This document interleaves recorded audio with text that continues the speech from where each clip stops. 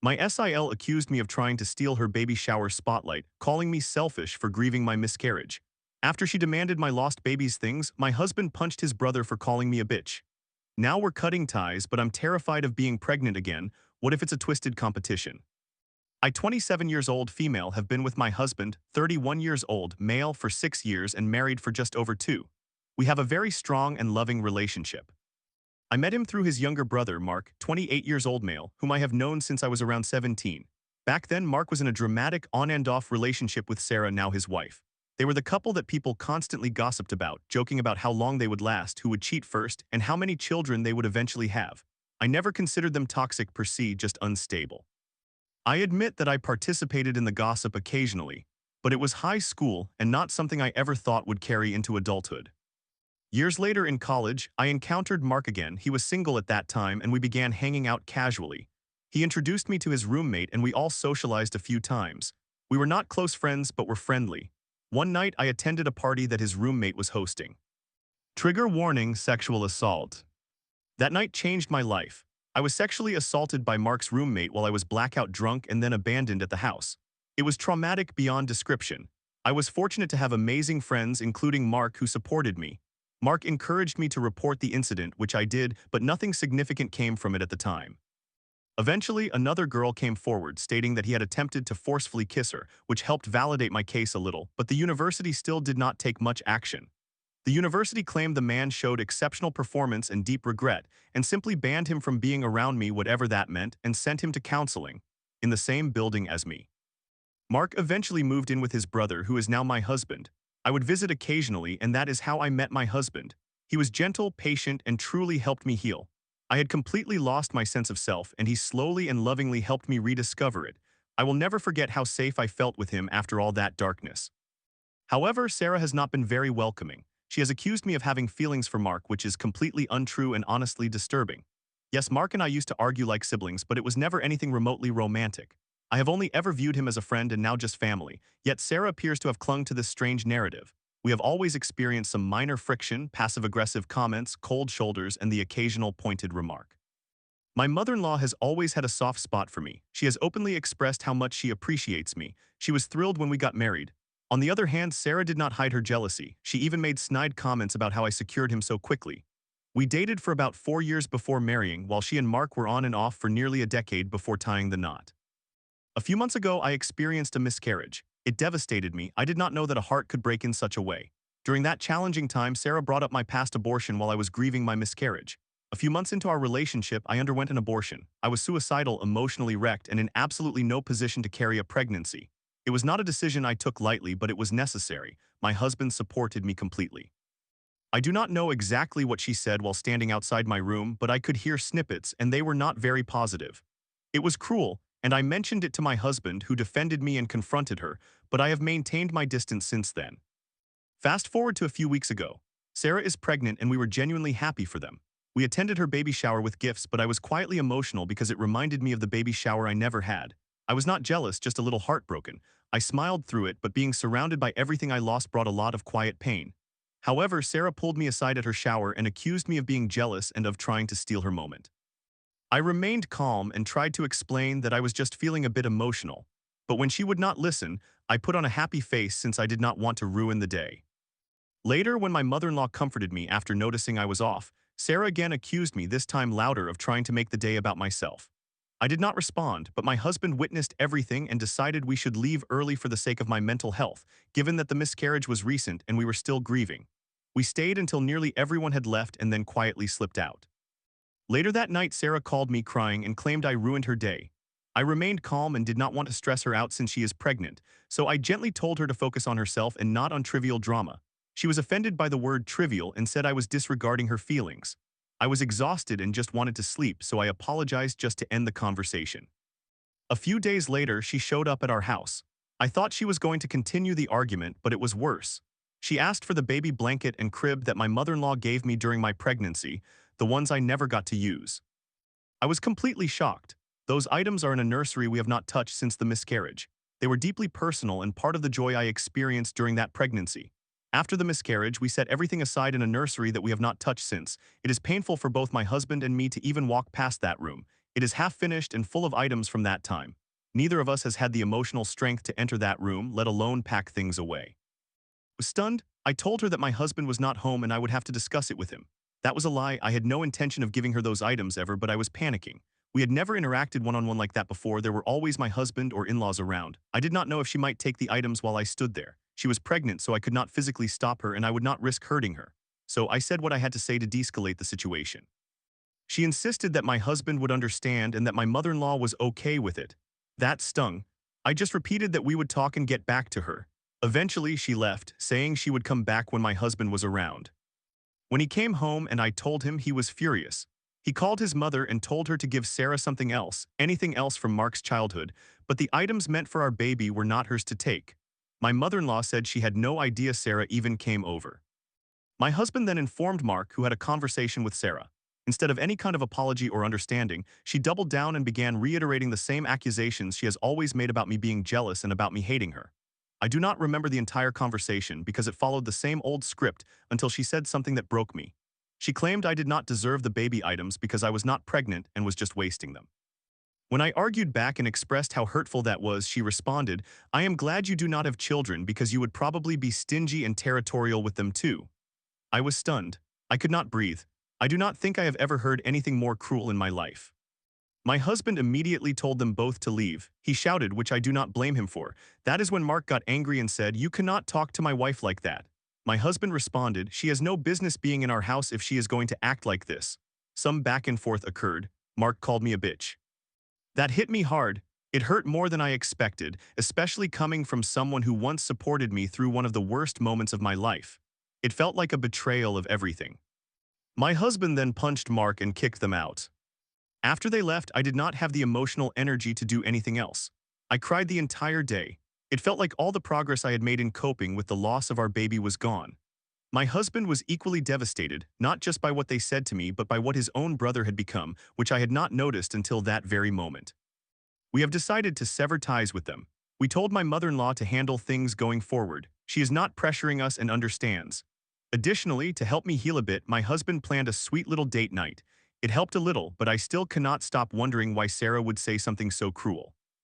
I know we were not close. We exchanged petty, passive-aggressive remarks, subtle jabs, and engaged in classic drama like not passing the salt. Perhaps I dismissed it as trivial, but maybe it was not trivial to her. Maybe the gossip in high school about her and Mark lingered in her mind. Maybe my introduction into the family while she was in one of her off phases with Mark hurt more than I realized. Perhaps the fact that my mother-in-law and I had more one-on-one time stung her. But I never tried to hurt her. I just did not feel welcome enough to cultivate a relationship. She always seemed cold and distant. I assumed she simply was not interested in being friends. And regarding the jealousy issue, I genuinely do not understand where it stems from. Mark clearly loves her. Their relationship may be rocky, but there is no lack of love. Therefore, I do not comprehend the paranoia about me. It is exhausting and insulting to both her and my relationship. I am not denying that her behavior justifies our decision to cut ties, but I cannot help pondering if I could have done better in the past. Perhaps I could have tried harder, been warmer, or pushed past her coldness. I do not know. I feel confused and hurt. I do not believe I deserved the way she acted. There is something I have not voiced to anyone yet. I think I might be pregnant again. I have not taken a test. I have been putting it off, perhaps out of fear, maybe out of hope. I have noticed the symptoms that do not feel like my usual anxiety. I keep telling myself it could be anything. Perhaps I am just stressed. Maybe it is all in my head. Maybe it is just wishful thinking because deep down I want it to be true so badly. I want another chance. However, at the same time, I am absolutely terrified that it is true. What if my body fails me again? What if I allow myself to hope only to endure grief once more? What if I am not strong enough this time? I am so scared. And then there is the other side. What if I am pregnant and Sarah discovers it? She has already demonstrated how insecure and reactive she can be. If she thought I was stealing her spotlight before, what will she do when I have actual news? She might weaponize my past against me, my abortion, my miscarriage. I do not want my potential pregnancy to feel like some kind of twisted competition. It is not. I want peace. I want healing. I want to carry this baby without fear or defensiveness, only with quiet hope and love. But even the possibility of being pregnant feels like a burden right now because I do not know how to protect that space for myself without feeling like I have to defend it against her. I know I cannot hide it forever if it is real. I also recognize that if I am not pregnant or if I cannot conceive again, I still want to know my niece or nephew and I want to be a good aunt. I do not want Sarah or Mark to take that away from me, but I feel that they have. I feel fragile. I feel exhausted. And I do not know what to do next. TLDR. I, 27 years old female, have been married to my husband, 31 years old male, for 2 years, and I have known his brother Mark, 28 years old male, for years. Mark's wife Sarah and I have never gotten along, primarily due to her jealousy and passive-aggressive behavior. Following a traumatic miscarriage, Sarah showed no empathy, even accusing me of jealousy when she became pregnant and asking for baby items intended for my lost pregnancy. After a fight, Mark called me a bitch and my husband punched him. Now we have cut ties with them, but I am still hurting and wondering if I could have done more to improve our relationship. Additionally, I suspect I might be pregnant again, and I am scared of both the potential heartbreak and how Sarah might react. I am conflicted about what to do next. Story 2. My boyfriend Alan can't let go of my past flings from our situationship, blowing up when I try to explain, "You should just trust me." I'm drowning in his jealousy as he drowns in guilt and paranoia. How do I help him when he won't see how toxic this is? I understand how this may sound, but please listen to my story. This account will consist of a combination of what transpired and what I later discovered to be true, so I apologize if it seems somewhat abrupt. My boyfriend, let's call him Alan, 26 male, and I, 25 female, met in October of 2023. We matched on the dating application Hinge in September, and he neglected to follow up for a month until I finally decided to visit him. We connected instantly, even though he had a reputation for being a player, or whatever term you prefer to use. I had been casually dating on and off for several years, not searching for anything serious, and I had never remained in a relationship for longer than a few months. I briefly met someone in the fall just before meeting Alan and continued to use dating apps during that time. I did not see Alan again until late November or early December, and the only communication I received from him before that was a request for a nude photograph. He often traveled for work and would be away for a month or two at a time. I ended things with the other person at the end of 2023. What I did not realize was that even before we met, Alan was still involved with the mother of his child, had multiple ex-girlfriends, and was in a relationship with one of those exes, whom we will refer to as Jules, up until that point. I was completely unaware of this. We began spending time together more frequently during the day, enjoying meals and similar activities in early 2024. Prior to this, I would only receive late-night texts from him at around 10 p.m. and I would go to him every time. He was working 60 hours a week while I had 2 jobs, but we gradually began to spend more time together. When Valentine's Day came, he did not make any plans or show much interest in the occasion, so I never mentioned it. That was also the time when my mother passed away, so on that day I reached out to him. I was surprised to find him home alone, and I truly opened up to him that night. We continued to see each other more often, and I ended things with all my other flings around this time. I wanted Alan desperately. I realized I was in love with him. I knew he was not being faithful. I would notice items like earrings or clothes out of place, and he would tell me he was going to his parents' or friends' houses and was busy, only to later mention he had not seen them in months, barely concealing the lie. I loved him.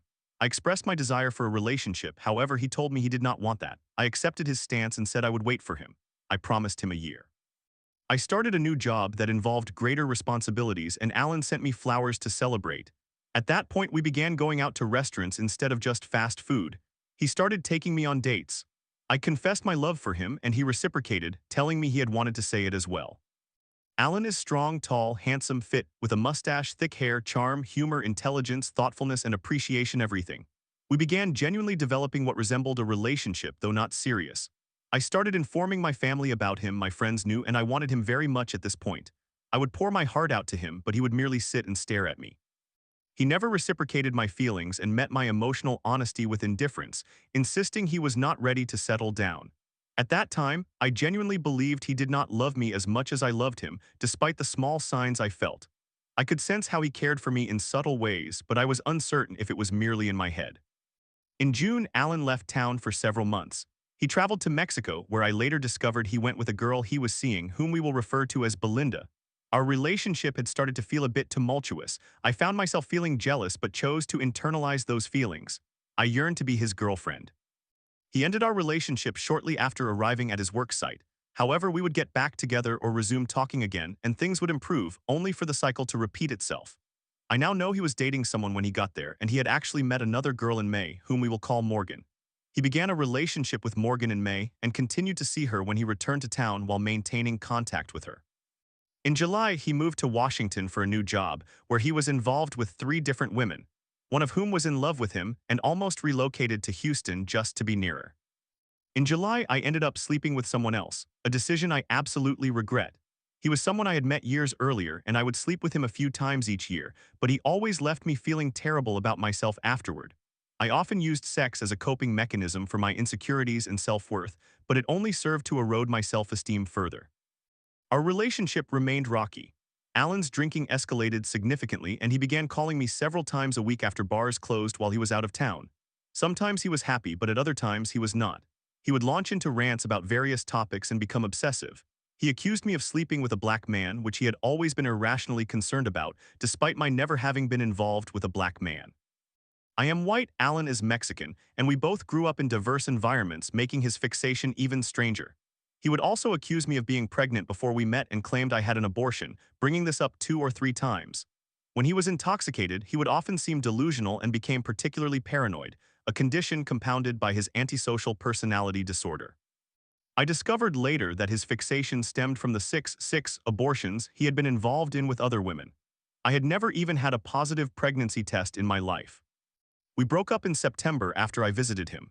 I began engaging with dating apps again and occasionally saw the man I had been with the previous year.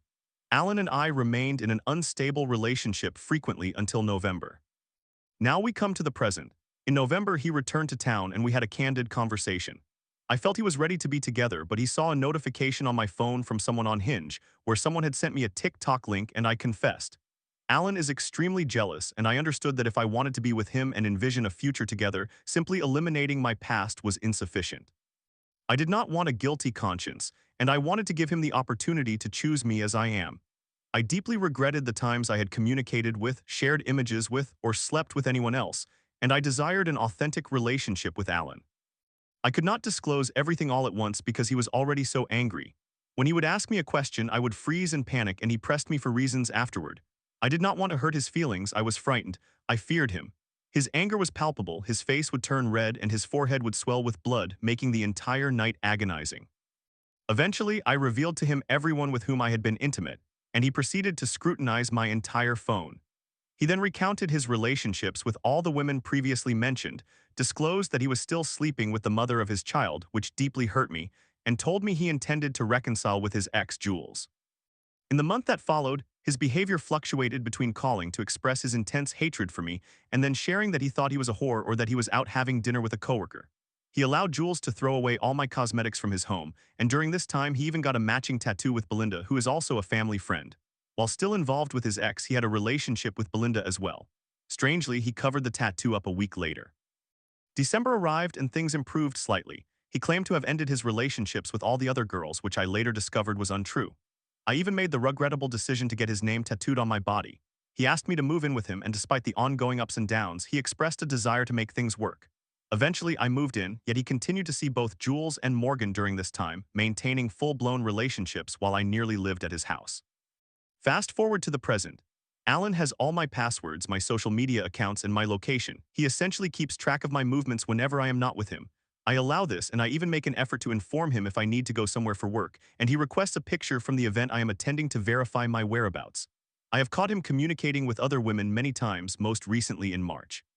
He asked me to be his girlfriend, then a day later he texted Jules trying to arrange for her to come over. I lived there at that point, so I am uncertain how he intended to manage both situations. For a while, we did not spend a single day apart. He would obsess over the thought that I was being unfaithful, even though I could account for my movements or texts because I knew he would become fixated on the situation. Today, the tipping point occurred on Facebook. I had removed every male friend from my account, even those I merely attended school or worked with, when he sent me a profile picture of someone I knew from high school. I recalled that his account was deactivated when I was deleting male friends, and I sent him that information. Alan insisted that I was adding new people, as the individual had reactivated his account and we remained friends. However, we live in Texas and I grew up in Georgia. This person was merely a high school acquaintance, not a friend. Furthermore, Alan has my Facebook login, allowing him to see all of this.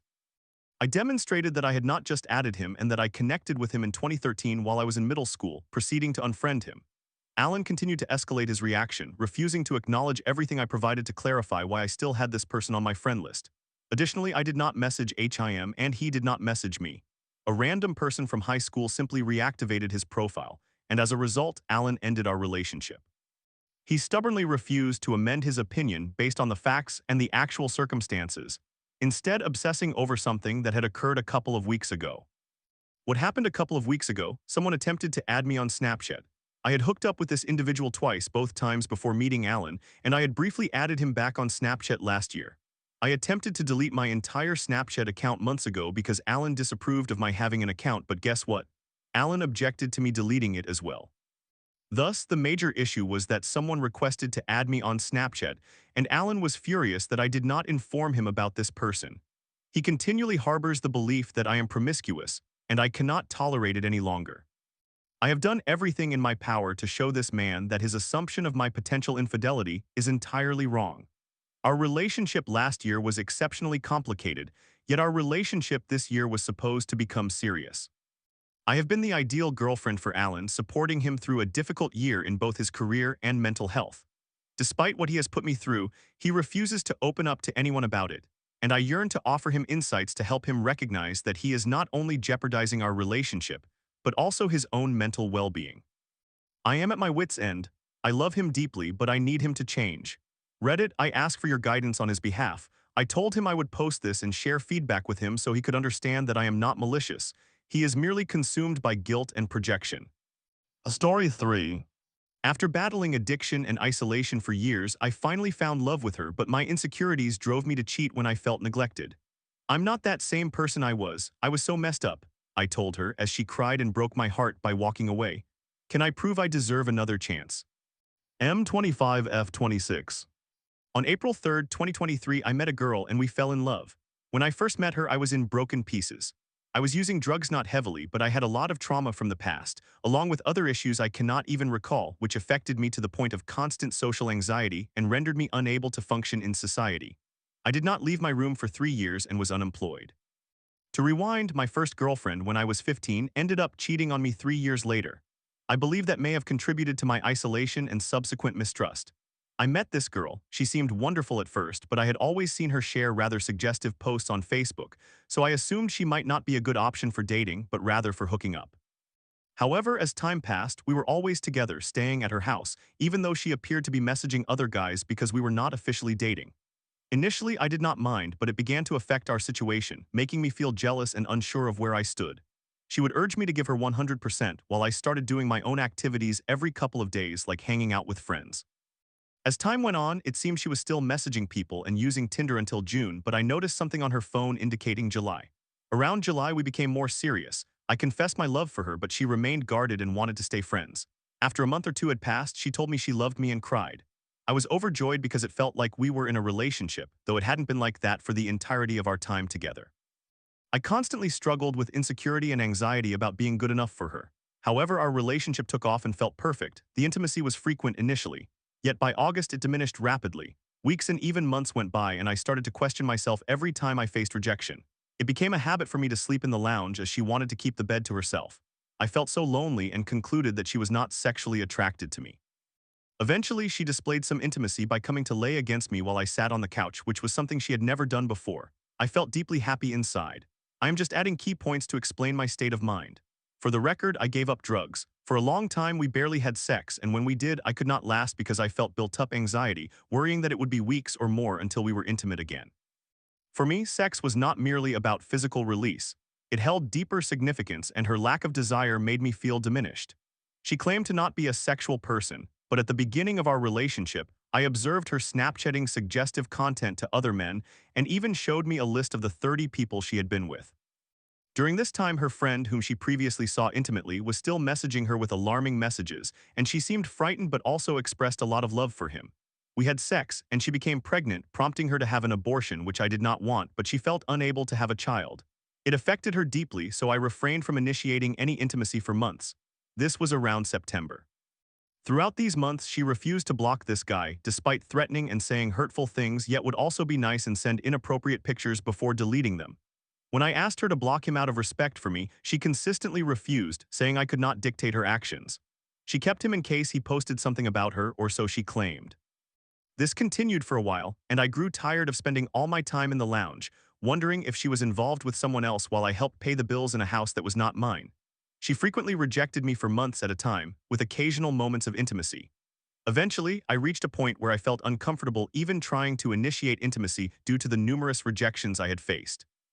I felt awkward initiating or expressing my desire in a clumsy way, which was unlike how I behaved with any of my past sexual partners. As months passed, while we still had wonderful and affectionate moments, the intimacy was scarce. By January 2024, I noticed on her Snap map that she was at a tennis court. The guy lived nearby. I woke up, checked Snap, and asked why it showed she was at the tennis courts. She lied, saying she hadn't left the house. I initially believed her, but the next day she admitted to meeting up with him to discuss their situation, as she had an apprehended violence order against him which prevented them from being seen together. She wanted to clarify things, informing him that she was in a relationship and he needed to respect that. He insinuated something sexually charged, which she acknowledged by replying, "It's a good thought." She confessed this and still did not block him, which put me in a state of panic and led to anxiety every day, feeling worthless as if she were hiding something from me at work. We literally hadn't slept in the same bed. I started taking Xanax and similar medications just to cope and not drive myself insane.